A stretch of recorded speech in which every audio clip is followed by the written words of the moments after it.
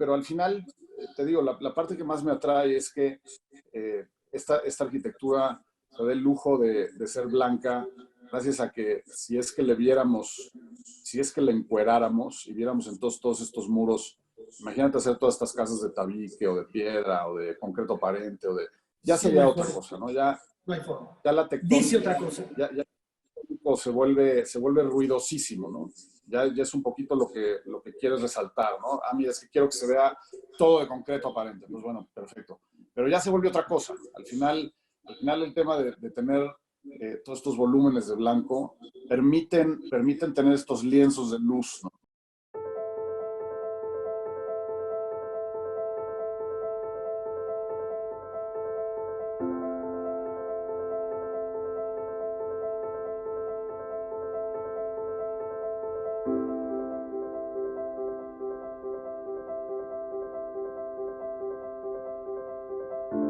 Bienvenidos todos, bienvenidos a este programa de arquitectura en el que el día de hoy nos acompañan dos personajes de arquitectura mexicano muy importantes. Está con nosotros el arquitecto Miguel Ángel Aragonés y el arquitecto Lucio Muniain, que en esta ocasión vamos a aprovechar para hablar un poco de algo que tenemos en común aquí, estas tres personalidades, que es, además del gusto por la arquitectura, es del gusto por una arquitectura muy depurada, muy limpia. Entonces, pues, si me lo permites, Lucio, podríamos empezar para que se presenten, si podemos empezar contigo, Miguel Ángel, para que nos platiquen un poco de ustedes y los que no los conozcan, los conozcan.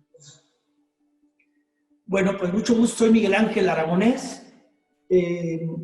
Llevo 37 años en esta profesión, gastándole un buen número de horas diarias, divirtiéndome mucho, y básicamente lo que hago de esta profesión es tratar de divertirme día a día. Es una maravilla poder trabajar en lo que a uno le gusta, que además se lo paguen y se lo crean. Entonces, somos unos privilegiados. Me imagino que Lucio sentirá lo mismo. No hablo por él. Adelante, muchas gracias. Adelante, maestro Lucio. Bueno, yo, Lucio Muniain, yo no sé si llevo tantos años como maestro, pero sí, empecé en 88, menos, nos vamos en el tú por tú. Y lo mismo, yo creo que con esta profesión, la parte más divertida se vuelve jugar este deporte que sin querer no se nos hace deporte porque no sudamos y aparte nos pagan, cosa que es una maravilla. Ahí sí coincido totalmente contigo. Y yo creo que ese tema de, ya sabes, la típica que vemos siempre de, oye, híjoles que mañana es lunes, cabrón, ya los lunes, pinches lunes. Y como bien dicen así los cafecitos afuera, los lunes están perfectos, la bronca es tu chamba. Claro, ahorita nos estamos dando cuenta que todos los días son lunes, ¿verdad? Nosotros les ponemos nombre a las cosas, pero ya estamos dándonos cuenta que la naturaleza funciona distinto. Bueno, pues nada, muchísimas gracias. Les voy a empezar a hacer preguntas, ¿verdad?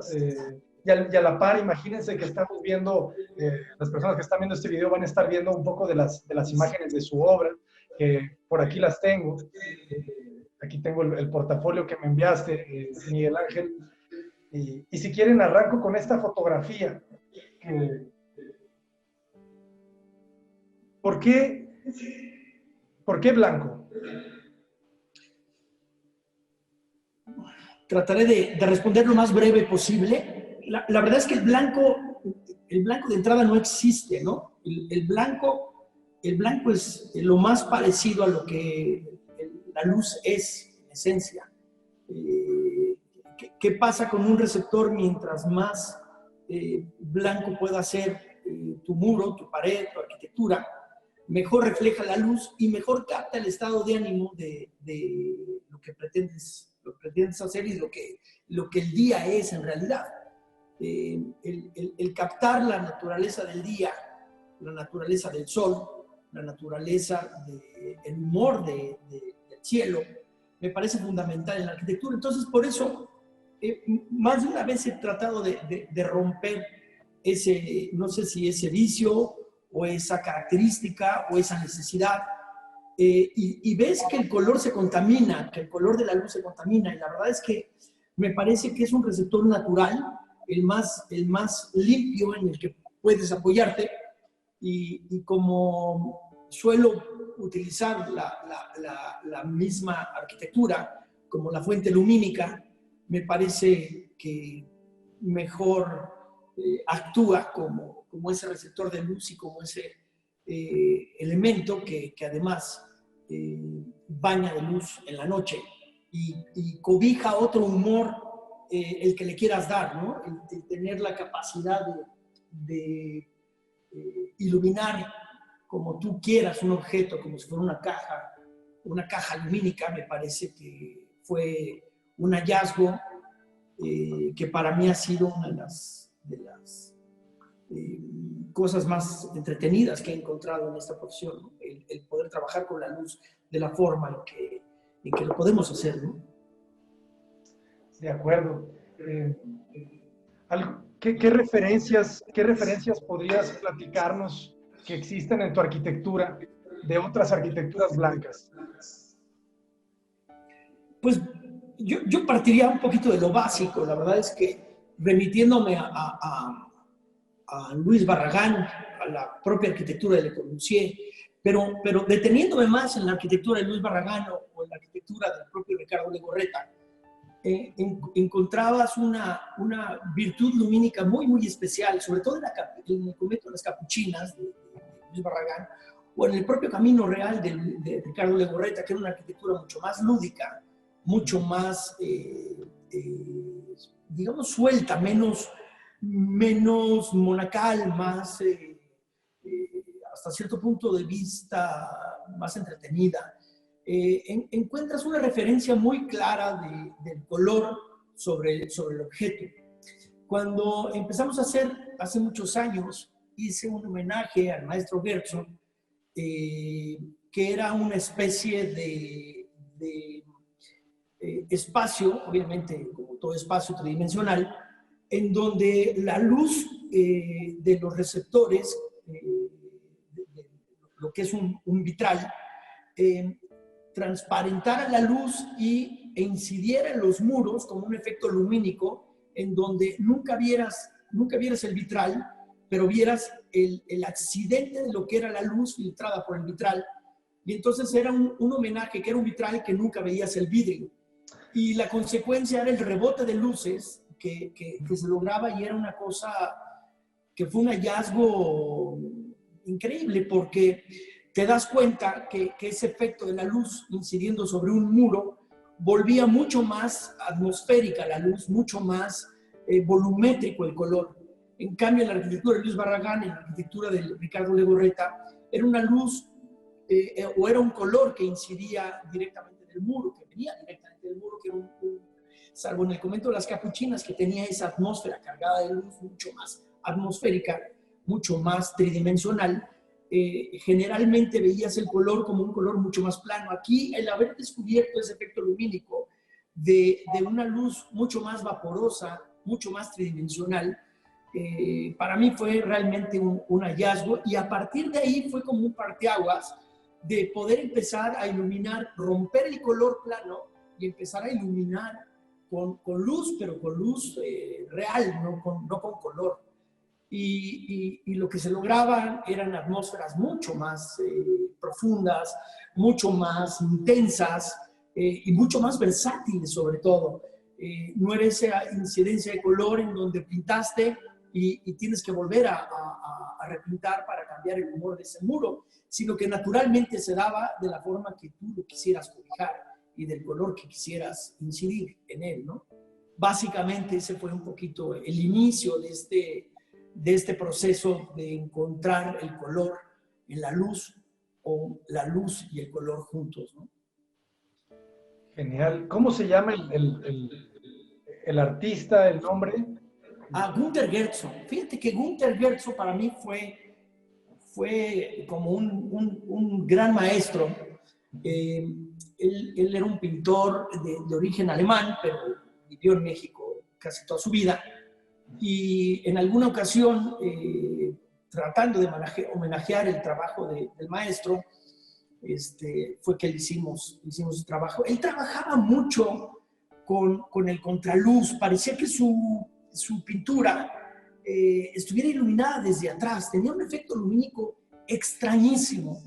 Y a mí me resultaba fascinante porque nunca veías un color, una superficie plana pintada, no es un Albers, no es un Kelly Ellsworth, no es una arquitectura, una pintura gráfica, sino que era una arquitectura totalmente tridimensional aparentemente, ¿no? Me pareció fascinante su trabajo. Fue de ahí que partí de romper los muros, de dejar esos intentos de profundidad, de intentar colorearlos, de intentar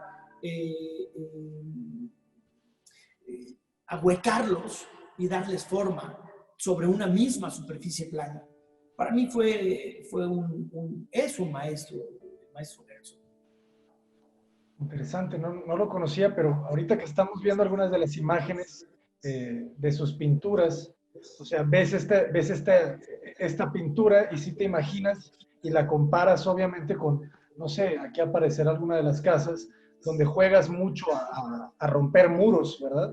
Juegas a fracturar muros, juegas a los planos, juegas a cosas que también haces tú, Lucio, ¿no? O sea, si me voy a una casa, a ver cuál me puede parecer. Vete a la casa departamento H. Quiero enseñar a Miguel Ángel. La foto 9H. Esa foto, esa mera, en esa.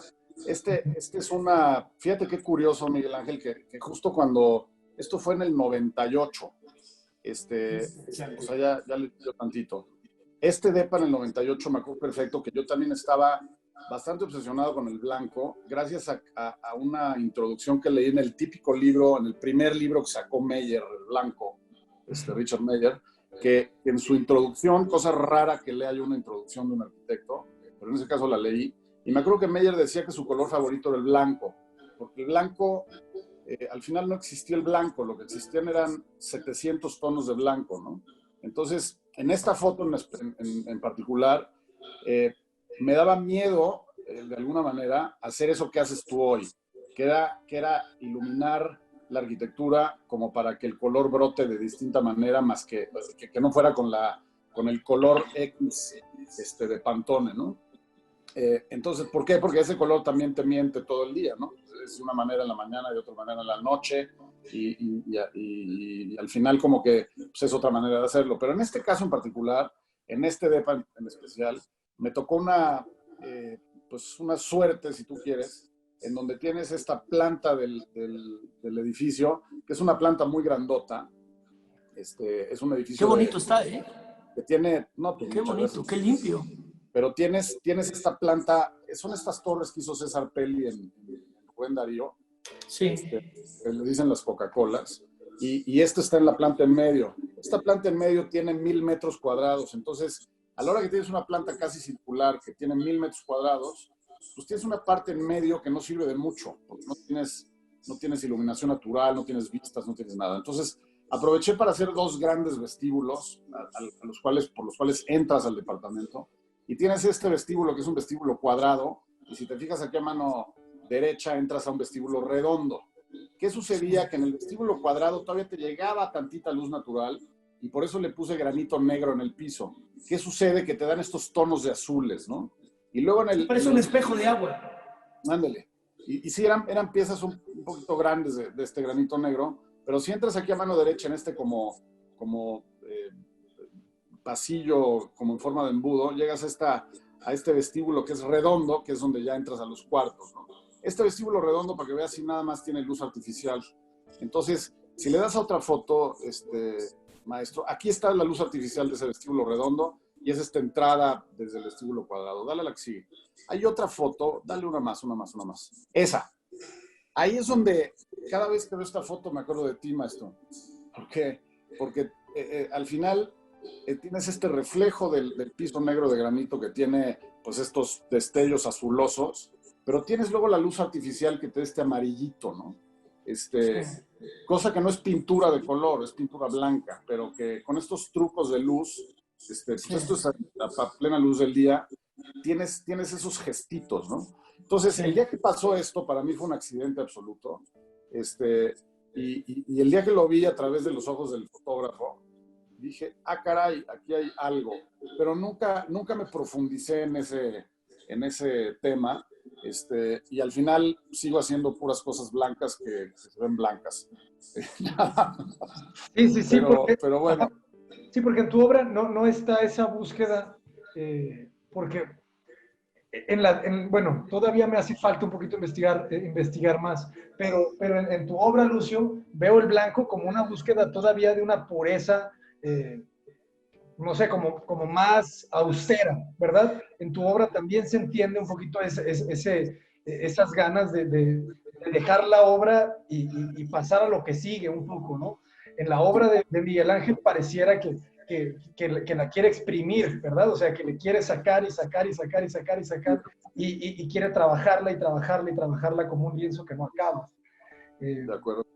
Se me hace muy interesante. Yo cuando veía, por ejemplo, el tema del color, a mí me pasa también un poquito lo mismo.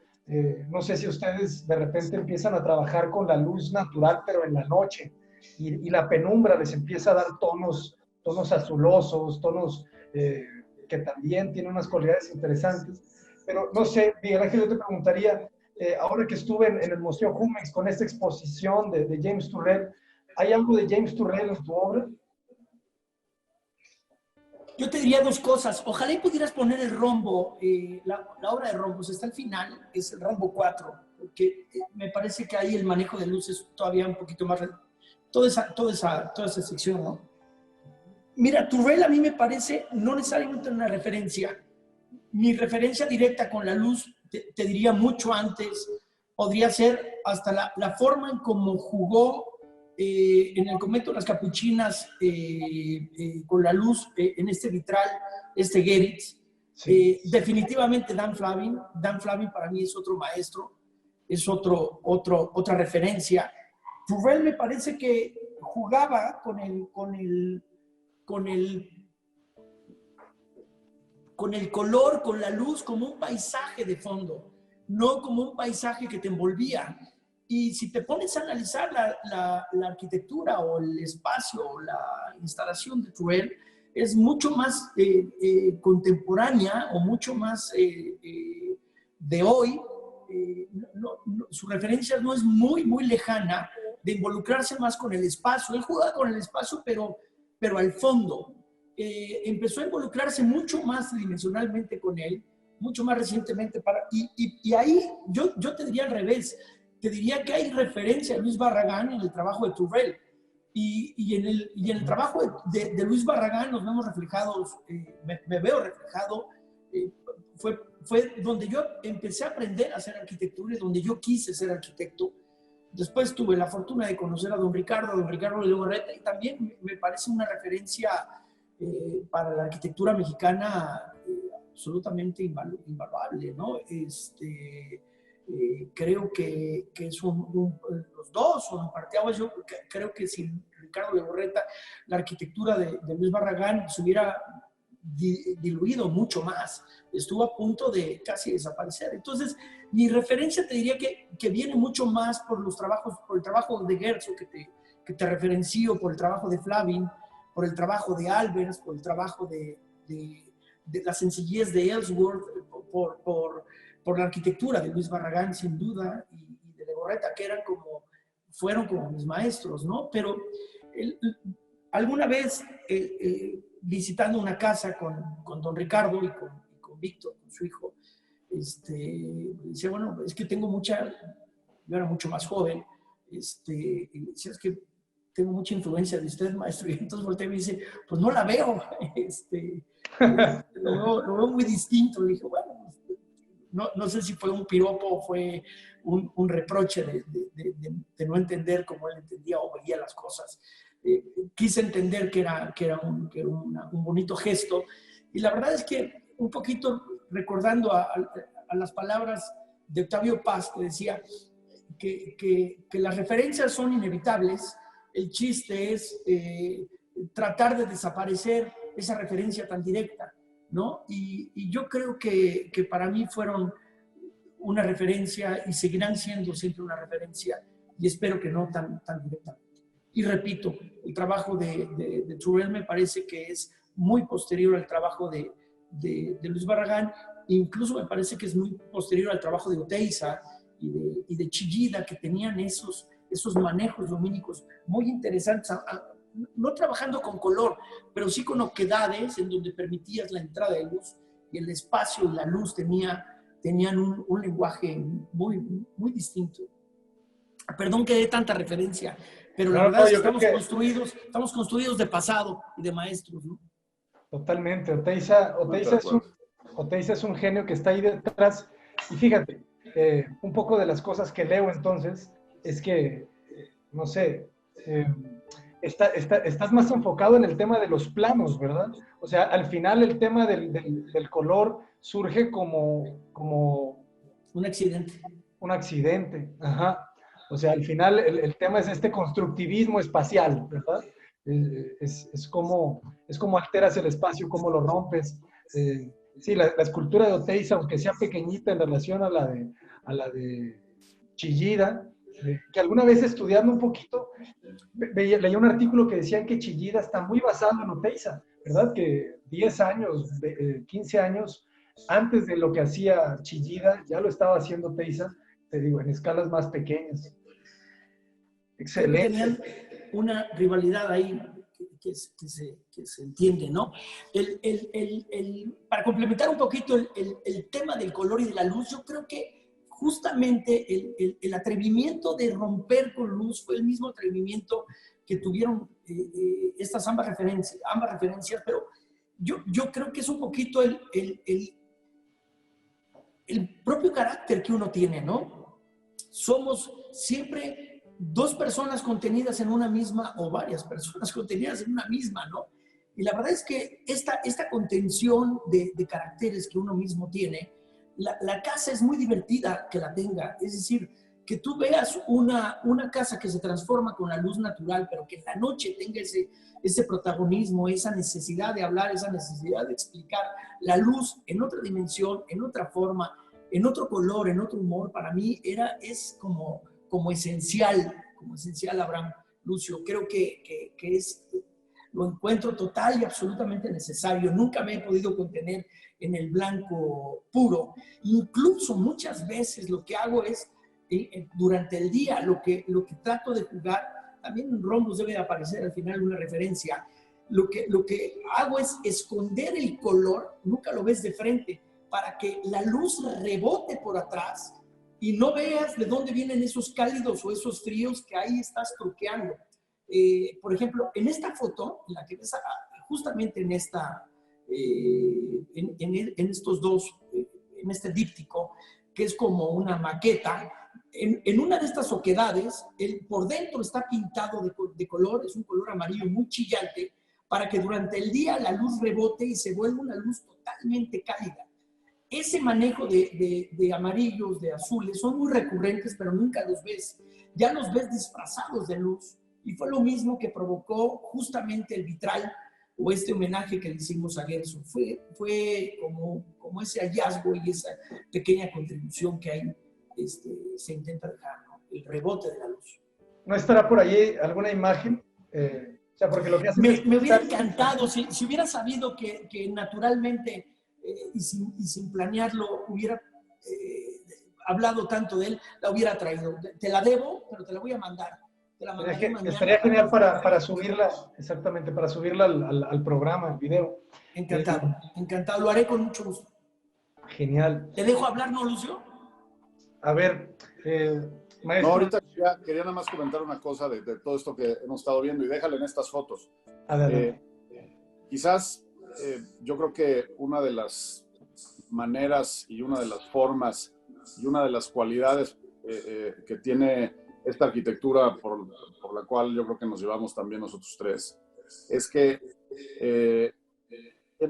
tiene esta parte que es la que a mí me atrae muchísimo, que que con todo y que tenga este carácter con la luz, al final se da, volviendo al tema de esta reunión, se da el lujo de ser blanca, porque al final, si a esta obra, y ve cualquier foto de las que estás viendo ahorita en pantalla, si cualquiera de estas, súmale muros de piedra, de tabique, losas de concreto aparente, no que sé, métele al arte povera, en donde los materiales nobles todos se manifiesten. Creo que ahí la parte, ¿cómo le diré?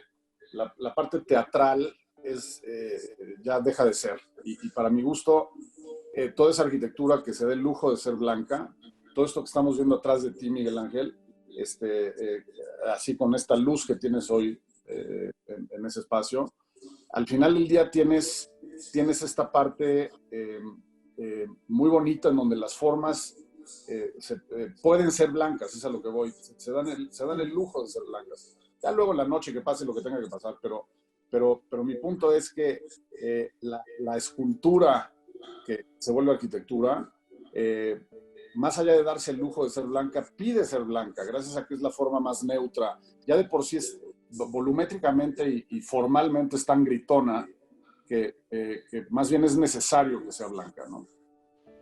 Entonces, hoy que veo todas estas cosas, claro que la parte, si tú quieres, barroca, por decirlo de una manera, muy barroca, de lo que hacemos, se vuelven otras cosas que no necesariamente son los colores y todo este tema, ¿no? Ejemplo, digo, en todas estas obras que vemos tuyas, pues no es un hueco para pasar, ese hueco se vuelve otra cosa, ¿no? Ese hueco no tiene forma de hueco, no sé cómo decírtelo. Esa especie de estancia que estamos viendo ahorita, pues claro que tienes esta doble altura ahí junto a ella, la cual goza seguramente desde ahí, pero al final, te digo, la parte que más me atrae es que esta arquitectura se da el lujo de ser blanca, gracias a que si es que le encueráramos y viéramos en todos estos muros, imagínate hacer todas estas casas de tabique o de piedra o de concreto aparente ya sería otra cosa, ¿no? Ya, no hay forma. Ya la tectónica, dice otra cosa. Ya se vuelve ruidosísimo, ¿no? Ya es un poquito lo que quieres resaltar, ¿no? Mira, es que quiero que se vea todo de concreto aparente. Pues bueno, perfecto. Pero ya se vuelve otra cosa. Al final el tema de tener todos estos volúmenes de blanco permiten tener estos lienzos de luz, ¿no? De la manera que quieras. Yo tengo un poco la neurótica de utilizar más el sol en la noche, con todo y que claro que me atrae el tema de iluminar todos estos espacios. Yo ahorita estoy pensando que yo creo que no tengo ni una sola foto de noche de ninguna de mis obras, ni una.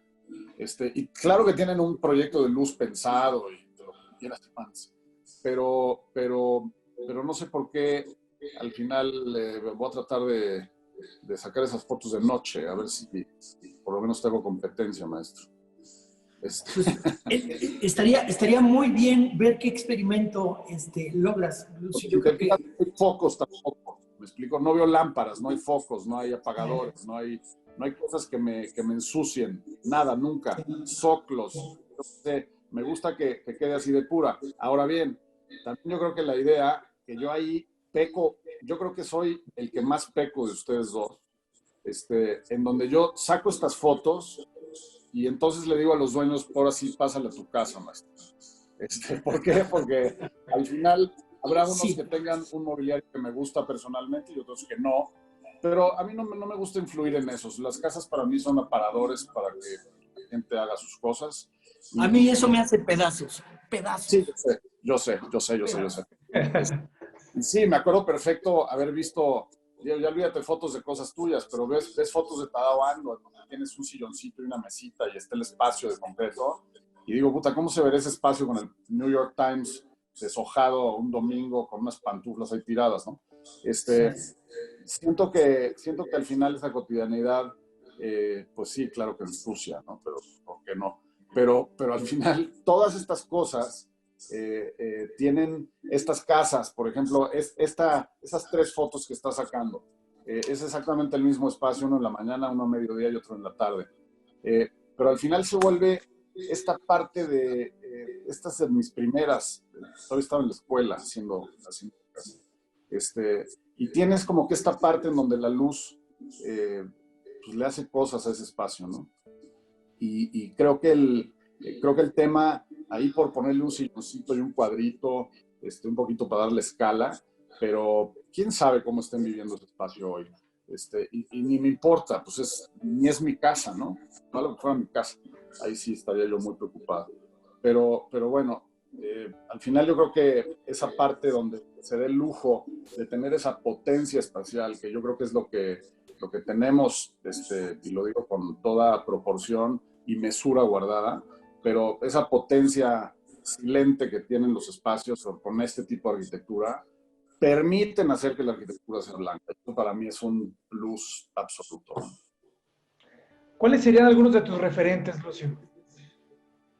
Pues yo creo que un poco, digo, igual que Miguel Ángel, pues vengo de una escuela de los 80s en donde, acuérdate que fui socio de Pepe y Tour de 4 años, estuve 5 con Javier Sordo, pero justo en el momento en donde estaba de moda el ranchito style, ¿no? Y era más, ya sabes, cuando la gente pensaba que Barragán was all about the pink. Y Perdón que te interrumpa, porque se me hace muy interesante cómo, porque yo también Barragán, entonces los tres vamos con un arquitecto que se conoce como el arquitecto del color, ¿verdad? Y los tres somos blancos, entonces hay algo ahí raro, perdón que te interrumpa. Pero hay una cosa de la cual no hemos hablado, que estoy seguro, porque yo conozco casas de Miguel Ángel, he visto tus casas, obviamente, y creo que los tres tenemos esa misma cosa. Tenemos un punto en donde Barragán, más allá de ser el rosa, era este factor de descubrimiento, de ver esta fachada que estás ahí en pantalla, en donde dices, pues bueno, ya sabes por obvio, gracias al escaloncito, cuál es la peatonal y cuál es la vehicular. Y luego, ahí estaba todavía en obra esa casa, pero luego tienes esta parte en donde entras a la casa y tienes una serie de recorridos. Esto, por ejemplo, que es un poco lo que hace la casa. Si te fijas en otras fotos de esta misma casa, tienes fotos de ese espacio. Ese espacio fue el que enamoró a mi cliente, ¿me explico? Fue donde dijo, híjole, yo no me imaginaba esto, ¿no? Y creo que ese espacio, ese otro elemento, esa cosa que nadie te pidió, fue un poco desde entonces la que siempre enamora a mi cliente, ¿no? Ese recorrido, ¿no? Claro que la sala, el comedor, la cocina, todo ahí está y seguramente está bastante bien, pero al final este espacio que es el que recorres todos los días, el que ves de casi todos los espacios de la casa, el que le entra esa luz de una manera, el que tiene un recorrido como muy, muy definido, hace que la obra arquitectónica sea eso, ¿no? Sea un poco este otro espacio que nadie te pidió, que es el importante. Entonces, volviendo a la referencia, pues sí, claro que es Barragán, porque Barragán hablaba también de proporciones, porque esa puerta es de ese tamaño. Esa puerta me acuerdo que la hice de 2x2 y el dueño me dijo que cómo era posible. Entonces le dije, mira, pues mientras no te la rente un basquetbolista, pues yo creo que no va a pasar nada. Y aparte 2 metros, pues es una medida, ¿qué te diré?, estándar, en donde al final este espacio no tiene más de 5 metros de altura, o 4 y fracción, ¿no?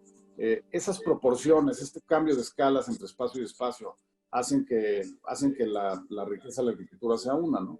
Esa sombra que te da en este muro, pues es un árbol de hule gigantesco que hay afuera, que pues ese también es otro accidente, happy accident, que me dio eso.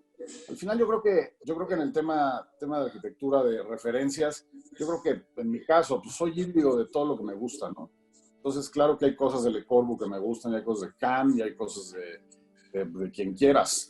Hay cosas de Aragonés que seguramente he copiado por ahí de una u otra manera. Y pues todo eso que metes a mi licuadora, pues me vuelve muy lucio, ¿no? Pues es un poco. Y nada, acuérdate que todo lo que practicas toda tu vida, pues te vas a volver bueno. Si eres un hijo de la chingada, te va a volver bueno. Cuidado lo que practicas, maestro. Yo quisiera saber algo. Yo siempre digo, porque alguna vez lo escuché o lo leí de de Picasso, que él decía que la obra de arte siempre, para que sea honesta, siempre tiene que ser autobiográfica. Entonces, uno debe de poder leer al autor cuando lee la obra. ¿Qué dice? Bueno, para empezar, ¿ustedes creen que es correcto? O sea, ¿ustedes creen que tiene que ser así, que tiene que ser autobiográfica? Y si es así, ¿qué creen que dice de ustedes su arquitectura? Pues mira, hace unos días estaba viendo, ahora que estamos todos encerrados, Chick Corea, uno de mis músicos y pianistas favoritos, todos los días toca en vivo pues, 1 hora, 2 horas, y improvisa, ya está haciendo sus cosas, ¿no? Y me acuerdo que en uno de esos programas sale hablando con unos estudiantes después de, como que pone un clip de cuando sale de un concierto, y está hablando con unos músicos así nuevos, digamos, jóvenes, y les dice, acuérdate que pues, una de las cosas que tienes que hacer es tocar, o sea, lo más importante es tocar, porque tú sí puedes ir a la escuela y te pueden enseñar this chord and that chord, pero you have to play, ¿sabes? Y es más allá de... ¿Y escribes música? Sí, claro que escribo música. Eso, importantísimo. Y ahora, ¿sabes qué tienes que hacer? Ve con uno de tus héroes, ve con algún ídolo que tengas músico y toca en su banda. Toca en su banda, haz lo que tengas que hacer.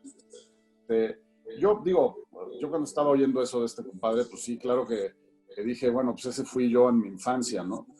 Por supuesto que lo que te hace es que, decía también Chick Corea, tienes que hacer tu cosa y repetirla lo suficiente para volverte bueno en eso y pulirla y perfeccionarla, ¿no?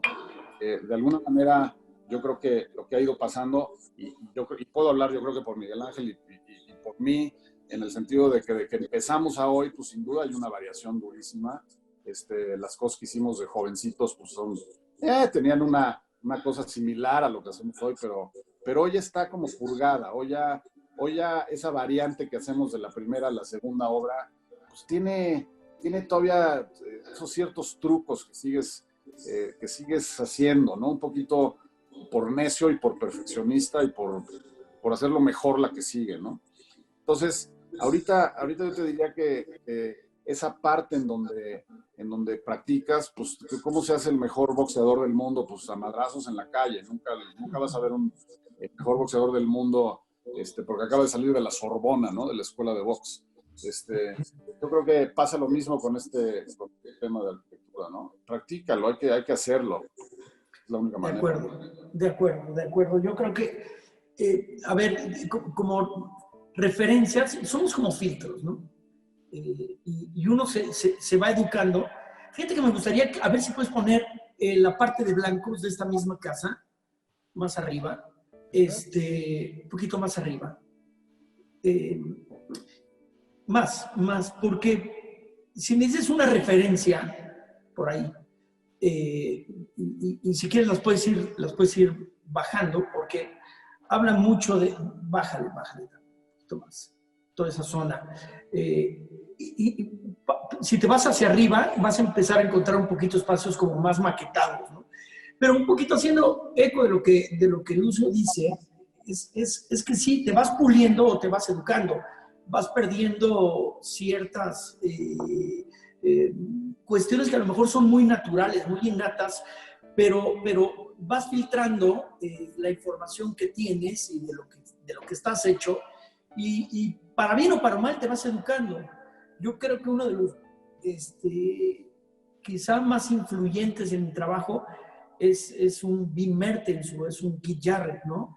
Esa simpleza melódica, esa simpleza de instrumento, esa simpleza de cómo abordar el silencio y de cómo abordar el espacio, musicalmente me parecían absolutamente enigmáticos, ¿no? Y creo que mi arquitectura, o lo que intento decir, o lo que intento hacer, sin duda lleva ese filtro de haber recibido esa melodía, ese bagaje musical, ese entretenimiento, esa gloria de escucharlos, y a lo mejor intentar capturarlos espacialmente, ¿no? Para mí sí son una referencia ambos. Y la música que escuchas, yo creo que es uno de los principales filtros que te van formando. A mí hay una pieza, una foto que te quiero enseñar arriba.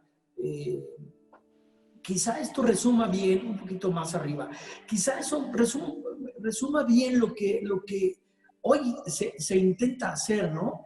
Que es este espacio, esta fotografía, este par de fotografías, este espacio que es como una especie de maqueta, que es como una especie de espacio inhabitado o inhabitable, sin escala, para mí, sin más información que la luz, ¿no? Y que el espacio. Y que de alguna forma, en alguna pieza de Jarrett o de Richter, he encontrado, he escuchado o me he deleitado, ¿no? Y yo creo que al final somos eso. Si me dices, tiene que ser autobiográfica, necesariamente la obra se vuelve autobiográfica, necesariamente. Yo creo que esto se parece a lo que yo quisiera hacer o lo que yo quisiera reproducir o lo que yo he escuchado, ¿no? Y lo que me parece que te deja una interrogante al final. No estamos para dar respuestas contundentes, sino para plantearnos preguntas y más preguntas y más preguntas. Y en eso es lo enigmático de un espacio, en eso está lo que no ves del todo y que subyace detrás y que seguramente hay algo más o te lo deja a tu imaginación, ¿no? ¿Qué hay detrás de esos huecos? ¿Qué hay detrás de ese espacio luminoso? ¿Qué hay detrás de lo que estamos viendo, ¿no? Para mí eso ha sido como una película de Woody Allen, ¿no? No la ves del todo. Su riqueza está en los diálogos, su riqueza está en el personaje, su riqueza está en cómo aborda en cada segundo, cómo aborda el tiempo, cómo aborda la circunstancia del personaje, cómo aborda quién está detrás, ¿no? Y eso a mí me parece maravilloso. Yo creo que ahí está la esencia de la arquitectura en la vida y en la... Soy, perdón, más medio kitsch, hablando medio expresivo, pero no encuentro otra forma de definirla. En realidad, para mí esa es, si me dices qué es la arquitectura, sí es tu autobiografía congelada, ¿no? Congelada en espacio y en tiempo. Totalmente, totalmente. Y también mucho pensando, yo creo que en los estudiantes, porque ustedes saben que lo más fácil del mundo es copiar sin pensar, ¿verdad? O sea, agarrar detalles que te gustan y jugar al collage, ¿no? Es decir, esto me gusta, sin tanto entender o sin tanto que te represente. Y cuando yo veo un espacio como este, y se me hace interesante porque no lo había pensado desde el punto de vista barraganiano, si quieres decirle, en el tema del misterio, ¿verdad? En el tema de no saber qué hay detrás. Entonces, yo de repente hago una lectura de, a ver, este es un personaje que le gusta la sencillez, pero que también es bastante complejo, ¿verdad? O sea, todos esos requiebros y todos esos acertijos que de repente te dejan entrever las imágenes o estar ahí. También se me hace curiosa las palabras que repites maqueta, ¿no? O sea, como si tu arquitectura fuera como una pieza de arte, ¿no? Y dijiste que probablemente ni se vive ahí, ¿verdad? O sea, creo que hay un componente, y corrígenme si me equivoco, del artista, ¿verdad? Del arquitecto como artista. Había una pregunta que les quería hacer al principio, de que creen que la arquitectura es más arte o más técnica. Y yo creo que el color blanco, a ver qué opinan, el color blanco deja ver mucho al artista, ¿saben? Porque no estás jugando, no sé, al material, no estás jugando a que otras personas lleguen y dejen sus saberes, tanto como que al final se vuelven objetos. ¿Qué opinan ustedes de la arquitectura como objetos, como piezas? Como lo que, no sé si ustedes siguen la arquitectura de Sisa, que para mí Sisa es un barraganiano, pero yo entiendo esa arquitectura blanca donde todo es el mismo material de alguna manera, como si entraras dentro de un objeto natural, como si entraras dentro de un objeto que bien podría ser una escultura de Oteiza, ¿verdad? Como estar por ahí caminando entre esos planos. Probablemente ya lo has visto, lo tienes. Hay un libro de Luis Barragán, de la obra de Luis Barragán, ilustrada, sus dibujos, todo está ilustrado por Sisa y es una joya. No lo conozco. Si no lo conoces, vale la pena. Mañana te fotografío algo y te prometo enviártelo, porque vale la pena. Sisa es un gran dibujante y es uno de los mejores entendedores de lo que Barragán quiso expresar, ¿no? Ahí hay una pureza, una simpleza, una elegancia y un enigma siempre en su obra muy, muy interesante, ¿no? Si me preguntas si la arquitectura es arte, eso queremos, eso quisiéramos. Eso a mí quisiera. Si me preguntas, yo quisiera, sí, sería fantástico decir que somos artistas. Fantástico en el sentido de que podemos hacer espacios que no sirven para nada, ¿no? El arte al final es el homenaje o la forma de plasmar y de hacer útil lo inútil, ¿no? No tiene uso y tristemente los arquitectos solamente hacemos cosas que sirven para algo y terminamos haciendo cocinas, baños, salas y una serie de necesidades funcionales para 1 o 1000 clientes que siempre tienen un programa estrictamente funcional. Y lo que nos gustaría es estar haciendo iglesias, museos y lo inútil. La verdad es que en esa responsabilidad o en ese legado o en esa necesidad de hacer o de recrear lo funcional, yo creo que está el juego del arquitecto. Creo que al final, con tiempo y a patadas, entendí que la arquitectura es una aspiración el arte, pero no somos artistas. Y eso es indiscutible. Sin embargo, si hoy me dices, mi concepto de arte es completamente distinto. Si me preguntas si el Ferrari es arte, te digo que sí, definitivamente el Ferrari es arte. Y el diseño de un balón puede ser arte. Y ya no le doy ese valor sacro o esa aura que tiene tan no lo sé, tan distante al arte, porque me parece que el arte es algo cotidiano, es la capacidad que tienes de divertir a la gente con el trabajo que haces y con la recreación sobre lo inútil y sobre lo esperanzador. ¿Qué hacemos? ¿Qué vendemos? Esperanza. ¿Qué vendemos? La idea de un mundo mejor, la ilusión de un mundo mejor, la ilusión de un mundo más ordenado, de un mundo más estético, de un mundo con una necesidad mucho más espiritual o mucho más bello. Es una lucha incesante por la belleza y la verdad es que yo al final creo que me moriré buscando lo que defina la belleza y eso es lo que realmente me emociona y por lo que me levanto desde temprano hasta muy tarde tratando de recrearla, ¿no? Y de encontrarla. Creo que eso nos define más que artistas. Somos técnicos, somos definitivamente técnicos. Sí, porque aquí tenemos también otros factores, ¿no? Un tema es practicar pintura, música, lo que quieras, en donde al final que te ves como hacer cine, ¿no? Pues el cine no sirve para nada, sirve para entretener.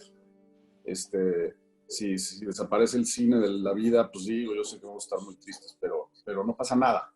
El tema de la arquitectura, pues se ha cambiado a través de los siglos, ¿no? Pues, ¿qué te digo? Desde que el cavernícola hacía el hoyo en la cueva, hacía el hoyo en el cerro y entonces hacía una cueva para resguardarse de los leones y de la lluvia, hasta el cuate que dijo, oye, y si en lugar de que adentro sea redondo lo hacemos cuadrado como para poder comer cosas y así yo creo que empezó a desarrollarse hasta hoy, que pues ves estos renders en donde pues, más o menos es lo que quieres hacer y sabes que se puede y al final como que esa parte que tratamos de meterle de arte y tratamos de hacer que sea esta pieza más escultórica que arquitectónica.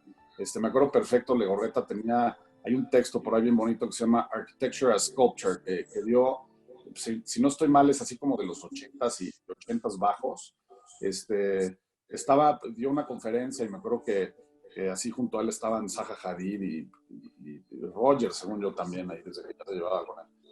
Pero al final hablaba de esta parte en donde trataba de meter la máxima potencialidad en cuanto a escultura, porque casi hablaba de que la desgracia es que servía para algo. O sea, tenía una La gracia de la arquitectura es que sea que... Es que servía para algo y sirve para algo, ¿no?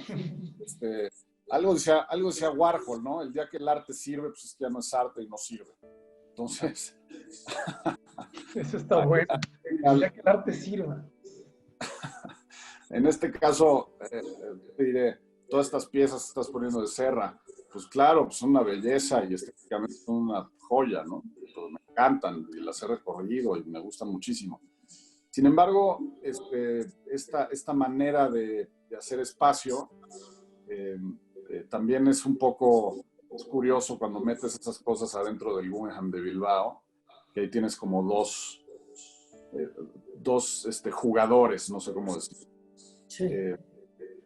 Pero bueno, el punto es, hoy, por lo pronto, en todo esto que trato de hacer es jalar esa liga lo más posible, en donde por supuesto que la casa tiene que funcionar, tiene que responder a necesidades de quien te la pidió, lo que tú quieras.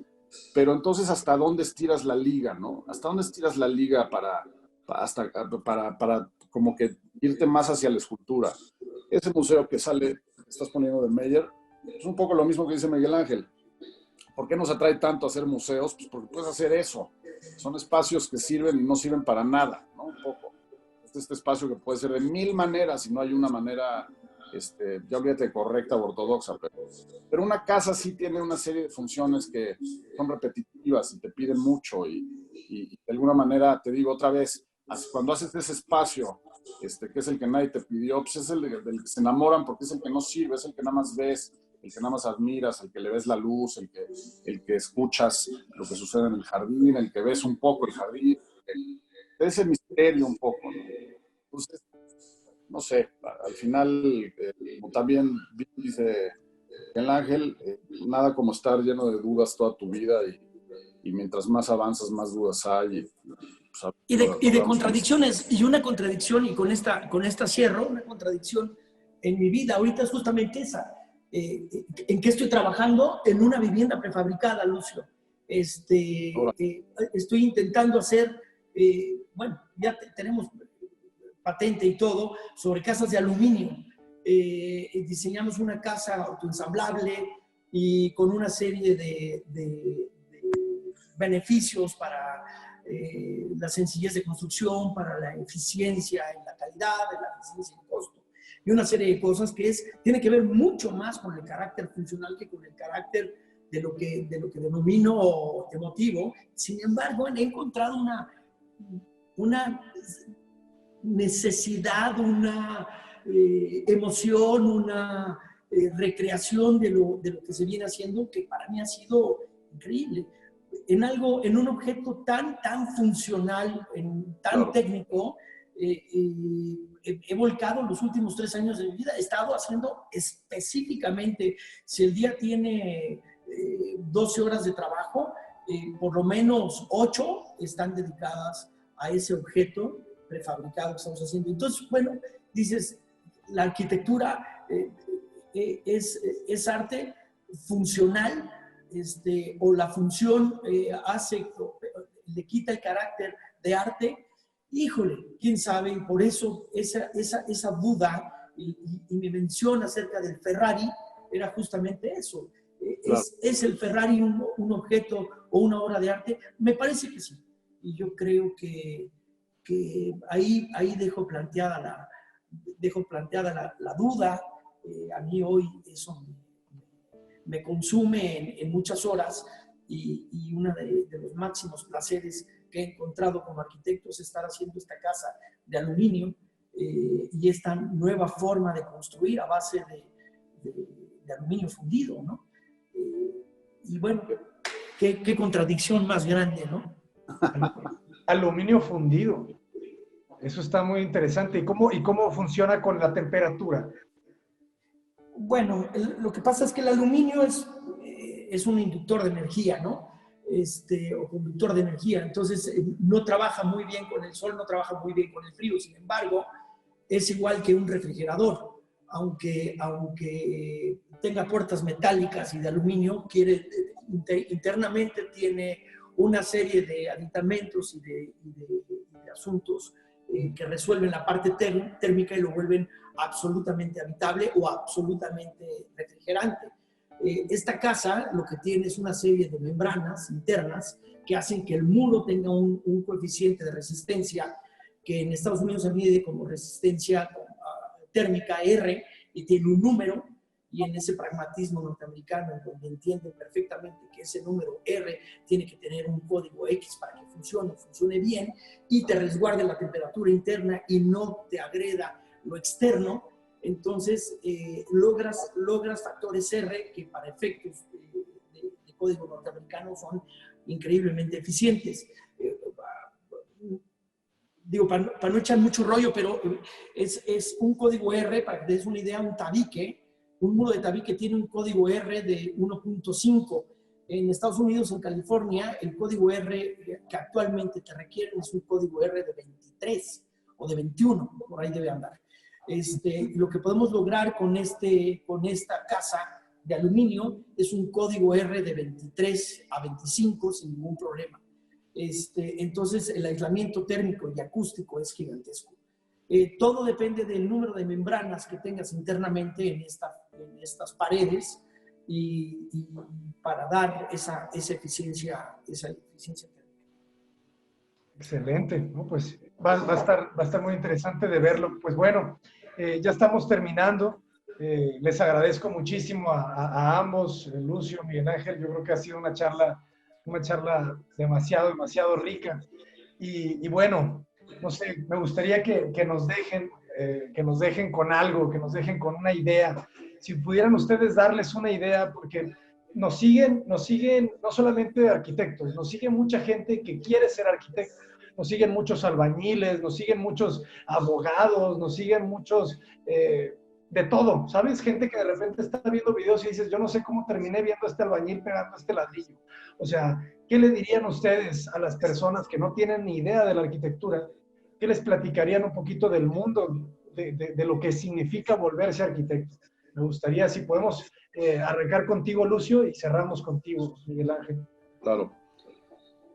Bueno, yo creo que arquitectura a mí me llegó por refilón, en el sentido de que yo quería ser pintor y mi papá como que no me dejó.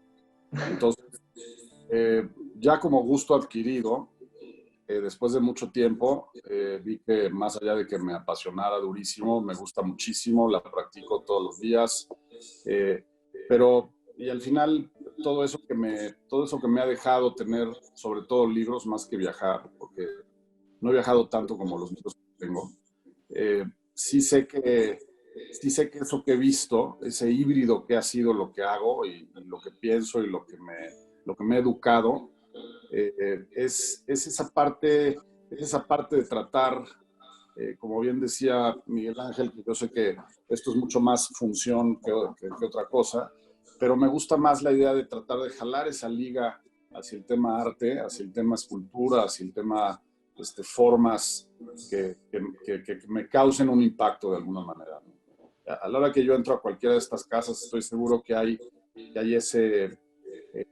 esa parte en donde sí respiras diferente, en el sentido de saber que estás entrando a una cosa especial.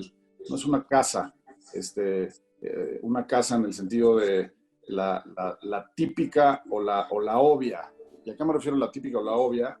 Pues las casas que son no de diseñador, o sea, que son casas que obviamente las hace un diseñador, pero no necesariamente fijándose en todos estos temas que estamos hablando. Se fijan más en resolver lo obvio. ¿Y qué es lo que sucede? Que pues entras a casas, pues, que caray, seguramente te cubren de la lluvia y de las inclemencias del tiempo, pero pues, no te hacen vibrar, ¿no? Yo creo que una de las partes en donde más me ha traído a mí la arquitectura es esa, de tratar por lo menos de hacer magia, entrar a estas casas y tener todas estas dudas y estas preguntas y estas incógnitas, ¿no? De qué está pasando en esta obra. Entonces, digo, para la gente que sepa o no sepa arquitectura, al final, esto que están viendo en pantalla, pues son así como mis muestras de ejercicios que he hecho, en donde, pues mira, más allá de que fotografíen bien, los dueños, por ejemplo, esta casa que estás viendo, ese dueño me ha invitado unas 7 veces, cosas que no lo conocía, ¿eh? Y después de que acabé esta casa, que fue hace casi 10 años, me he invitado unas 10 veces, fácil, 8, 10 veces, no sé, a su casa, pues, a comer, a pasar la tarde envinándonos, a morirnos de la risa de cualquier tontería y saber que eso que hice y eso que él recibió, pues él está encantado y pues, yo también. Entonces yo creo que algo está pasando bien, ¿no? Y pues nada, gracias por la invitación, Abraham, y ojalá y volverla a hacer. Qué bueno verlos a ambos. Gracias a ti, es un honor realmente escucharte y poder entender y que la gente pueda entender el pensamiento detrás de la obra. Muchísimas gracias, mi querido Lucio. Al contrario, maestro. Bueno, Miguel Ángel, ¿algo que te gustaría agregar? Pues les diría que diviértanse en lo que hagan. Me acuerdo de la gente de la que más he aprendido en la vida, mi maestro Don Nacho, con el que empecé hace 37 años, 38 años ya casi. Con él hice mi primera casita y con él sigo trabajando y divirtiéndonos, ¿no? Y una vez que le di vacaciones, estaba confundidísimo, pensaba que era un castigo. Pero ¿por qué quiere que me vaya aquí? ¿No? Pero ¿por qué me manda a casa? ¿Yo qué voy a hacer si yo hago esto? ¿No? Y esa respuesta, que es genial, habla de alguien que sabe divertirse, que sabe trabajar, que le encontró sentido a la vida y que tiene una riqueza y una nobleza infinitas. Y la verdad es que diviértanse, escuchen música, traten de conversar y traten de sacar o desentrañar los misterios de la vida y de la gente que tienen cerca y a un lado. Y hay muchos filtros para eso y repetiré hasta el cansancio. Disfruten su trabajo y háganlo de la forma más sencilla y humilde que se pueda. Eso. Bueno, agradecerte, Abraham, un placer estar contigo. Te agradezco mucho la invitación. Lucio, perdón si me comí el micrófono, creo que tenías cosas más sensatas que decir que yo, pero lo dividieron en dos, así que te amuelas. Te mando un abrazote, Lucio. Igualmente, maestro. Se te quiere. Y Abraham, un placer. No, muchísimas gracias. Realmente, pues es un orgullo tenerte y tenerlos a los dos juntos. Pues nada, yo creo que va a quedar aquí este pedazo de información para toda la historia, porque hay que imaginar, ¿verdad? Los arquitectos nos dedicamos a imaginar. Decía, una vez leí que Niemeyer dijo, cuando hablé con Le Corbusier, me dijo que arquitectura es imaginación. Entonces, pues imagínense cuántas personas no van a ver este video dentro de 50 años, si esto sigue en YouTube. Así que hay que imaginar. Pues les agradezco muchísimo a los dos y espero volverlos a tener por acá. Les mando un fuerte abrazo. Un abrazo, Abraham. Igual.